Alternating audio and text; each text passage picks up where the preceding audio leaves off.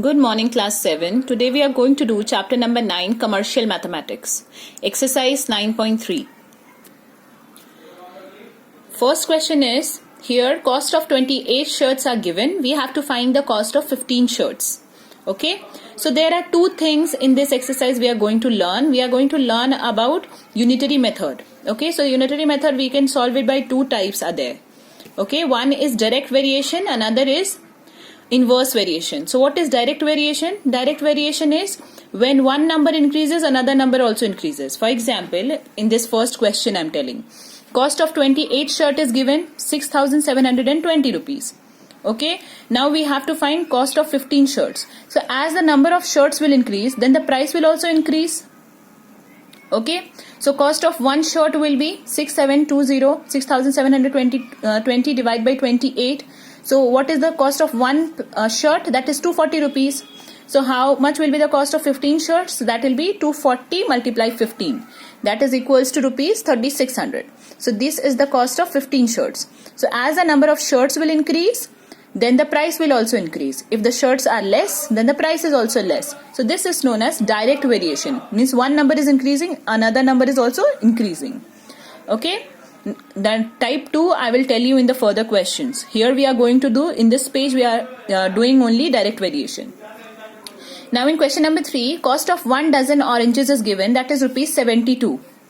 Okay, now we have to find cost of 7 oranges. So again cost of 1 orange will be, dozen means 12 oranges, so we will divide by 12, we will get the price of 1 orange, that is 6 rupees. So what will be the cost of 7 oranges? That is 6 sevens are 42, so 42 rupees.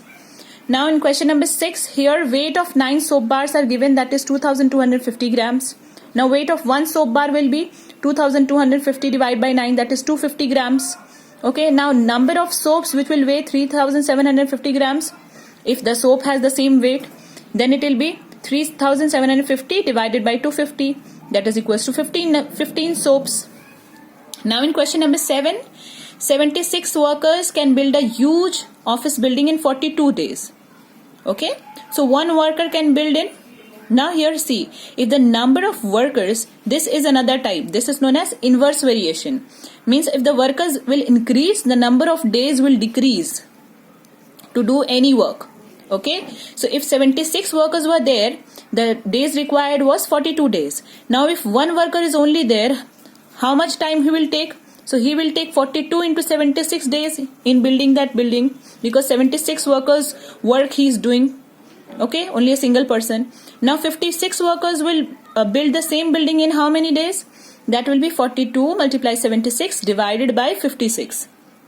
Okay, means one person's work divided by 56 we will do, that is equals to 57 days. So 56 workers will build in 57 days. So workers more, the days will be less. Next is question number 9. Time taken by 5 taps to fill a tank. So as the taps will increase, the hours will decrease. So 5 taps are there. This is also an inverse variation question. So 5 taps will fill the tank in 8 hours. Now 1 tap will fill the tank in 8 into 5, that is 8 5s are 40. So we don't need to multiply. We just write 8 into 5 hours. Now time taken by 10 taps to fill that same tank. So it will be again divided by 10. That will give you 4 hours. Means 10 taps, the more taps, the less hours. 5 taps were there, so 8 hours is there. Now 10 taps are there, the time is reduced to half. It was 8, now it has become 4 hours. Okay. Next is question number 13. Here number of words Sandhya typed in 40 minutes. So in 40 minutes she has written 560 words. So in 1 minute she will write 560 by 40. That is 56 by 4. In fractions only I have written this many words. Okay. So lesser the time, the lesser will be the words. So this is direct variation. Number of words Sandhya type in 9 minutes is equals to, so it will be 56 by 4 multiply 9. That is equals to 126 words. Okay, so as the time is decreasing, the words are also decreasing. The time is more, the words are more. Next is question number 14.